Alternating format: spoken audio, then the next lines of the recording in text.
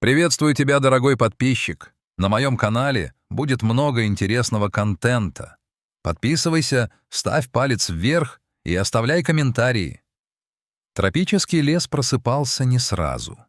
Сначала тьма под пологом гигантских деревьев сменялась густыми сизыми сумерками, затем в вышине, среди листвы красного дерева, вспыхивали первые лучи солнца, и только после этого оживал многоголосый хор.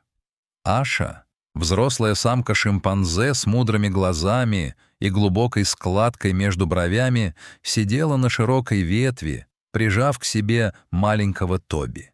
Его мягкая шерстка пахла теплом и ночной свежестью. Каждое ее утро начиналось с этого ритуала спокойствия. Она вычесывала сына, перебирая пальцами его загривок, а он, жмурясь от удовольствия, ловил ртом капли росы, скатывавшиеся с широких листьев лиан. «Уху!» — тихо ворковала Аша, напоминая ему, что пора спускаться. Сегодня был важный день. Лето выдалось необычайно знойным, и привычные источники воды в глубине леса начали пересыхать. Аша знала окрестности как свои 5 пальцев. Она помнила, где растут самые сочные плоды мараньона и где находится скрытая в тени старых деревьев заводь. Они двигались неспешно. Аша шла по земле, опираясь на костяшки пальцев, а Тоби то и дело взлетал на нижние ветви, проверяя на прочность тонкие прутики. «Не торопись», — читалось в каждом ее строгом взгляде, когда детеныш слишком далеко уходил вперед. Она учила его жизни каждым своим жестом. Вот здесь нужно принюхаться. Пахнет горьким соком сломанной ветки, значит, недавно проходил кто-то крупный. А вот здесь, у корней, земля слишком рыхлая, под ней может скрываться гнездо змей. К полудню они вышли к завади. Это было волшебное место. Вода здесь казалась черным зеркалом, в котором отражались небесные всполохи и гигантские папоротники. Воздух дрожал от влаги и аромата прелых листьев. Напившись, Аша устроилась в тени, наблюдая, как Тоби пытается поймать водомерок, скользящих по поверхности воды. Она позволила себе на мгновение прикрыть глаза, убаюканная стрекотом цикад. Это мгновение тишины стало началом беды. Тоби, чей исследовательский пыл не знал границ, заметил нечто необычное. На старом поваленном стволе, который уходил в сторону заболоченной низины, сидели удивительные существа — изумрудные жуки. Они сверкали на солнце, словно живые драгоценности. Забыв о наставлениях матери, малыш спрыгнул с коряги и погнался за блестящей добычей. Жуки перелетали с кочки на кочку, заманивая его все дальше от твердой тропы. Тоби не заметил, как почва под ногами стала мягкой, как губка. Он прыгнул на очередной островок травы, но тот ушел под воду. Аша резко открыла глаза. Тишина, которая мгновение назад казалась благодатью, теперь ударила по ушам тревогой. Тоби не было рядом. «У-у-у!» — позвала она, сначала негромко, а затем все более отчаянно. Ответный крик, тонкий, полный ужаса визг, раздался со стороны черных земель. Так обезьяны называли коварные участки леса, где земля дышала и глотала неосторожных. Аша бросилась на звук, ломая кусты. Она увидела его на краю трясины. Тоби замер на кочке, которая медленно погружалась в жижу. В панике Аша забыла об осторожности. Она знала лишь одно — ее ребенок в опасности. Она рванулась к нему, сделала мощный прыжок, надеясь подхватить его и вынести на берег, но ее тяжелое тело приземлилось на коварную, скользкую поверхность. Раздался чавкающий звук. Аша почувствовала, как холодная, вязкая грязь моментально обхватила ее щиколотки. Она попыталась вырваться, дернулась, но это лишь ускорило процесс. Левая рука ушла в ил по локоть. Лес, до этого дружелюбный, вдруг превратился в равнодушного свидетеля трагедии.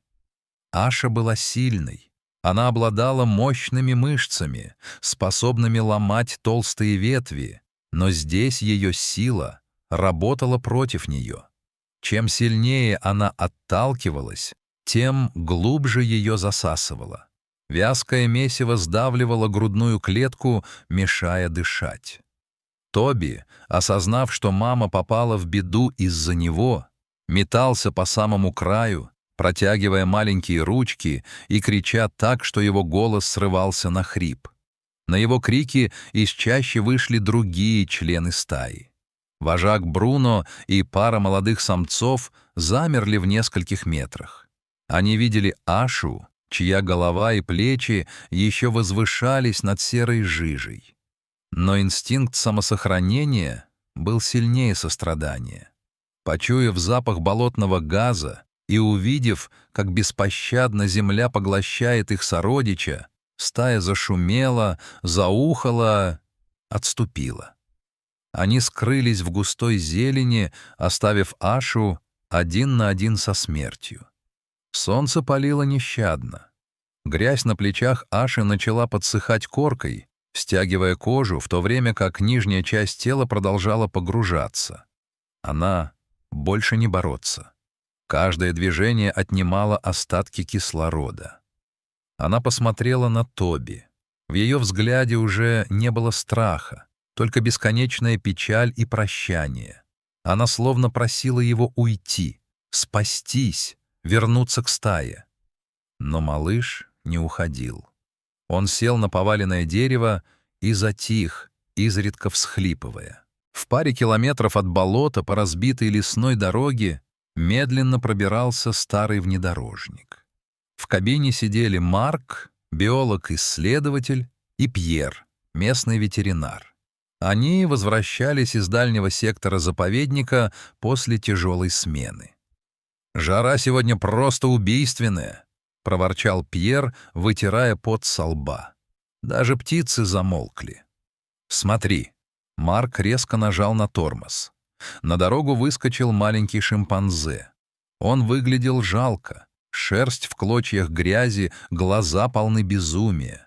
Тоби встал на задние лапы прямо перед капотом машины. «Это же детеныш Аши», — узнал его Марк. «Что он здесь делает один?» Тоби закричал, ударил ладонями по земле и побежал в сторону леса, затем остановился и оглянулся. Когда машина не двинулась с места, он вернулся, подбежал к самой двери и с силой ударил по металлу, указывая в сторону болота. «Он зовет нас, Марк. Это не просто игра. Поехали за ним». Внедорожник, подпрыгивая на корнях, последовал за маленьким проводником. Тоби бежал впереди, безошибочно выбирая путь, пока они не уперлись в стену кустарника, за которой начиналась топь. Увиденное заставило мужчин похолодеть. Над поверхностью грязи виднелась только голова Аши и одна рука, которой она отчаянно цеплялась за выступ коряги. Ее глаза были закрыты. «Пьер, быстро, транквилизатор!» — скомандовал Марк. «Она в шоке. Если она почувствует людей и начнет дергаться, она уйдет на дно за секунды. Мы должны ее расслабить». Пьер зарядил шприц-дротик. Тихий хлопок, и лекарство попало в плечо самки. Аша вздрогнула, открыла глаза, увидела людей, но препарат подействовал быстро. Ее мышцы обмякли, голова тяжело опустилась на ил. Действовать нужно было ювелирно. Спасатели вытащили из багажника широкие пластиковые щиты. Их обычно использовали, чтобы вытаскивать застрявшую машину. Уложив их в ряд, Марк, обвязанный страховкой, пополз к Аше. Грязь под щитами чавкала и вздымалась, угрожая поглотить и его. «Давай, девочка, держись», — шептал он, набрасывая на ее грудь широкую капроновую стропу. Работа была изнурительной. Кровь пульсировала в висках от жары и напряжения. Наконец трос был закреплен. Пьер сел за руль внедорожника. «Медленно! Очень медленно!» — кричал Марк. Трос натянулся. Сначала казалось, что болото не отпустит свою добычу. Раздался громкий всхлип вакуума. Грязь нехотя разжалась. Сантиметр за сантиметром Аша выходила из плена. Когда ее тело, покрытое толстым слоем вонючего ила, наконец оказалось на твердой почве, Марк без сил упал рядом. Они потратили еще час, чтобы отмыть Ашу водой из канистр. Грязь забила ей ноздри и уши, попала в глаза. Пьер ввел ей антибиотики и поддерживающий раствор. Рядом, на безопасном расстоянии, сидел Тоби. Он внимательно наблюдал за каждым движением людей, и в его позе больше не было агрессии, только немое ожидание. Люди оставили рядом с обезьянами несколько связок бананов и спелых папайй и отошли к машине. Прошло около 20 минут, прежде чем Аша глубоко вздохнула и открыла глаза. Она долго смотрела в небо, словно не веря, что видит его не в последний раз. Затем она почувствовала запах Тоби. Малыш подлетел к ней мгновенно. Он прижался к ее мокрой груди, издавая тонкие звуки, похожие на плач и смех одновременно. Аша медленно, еще с трудом, подняла руку и обняла сына. Она была жива. Придя в себя, она съела немного фруктов, силы возвращались к ней. Она поднялась, пошатываясь, и посмотрела в сторону внедорожника. Марк и Пьер стояли у открытых дверей, наблюдая за этой сценой.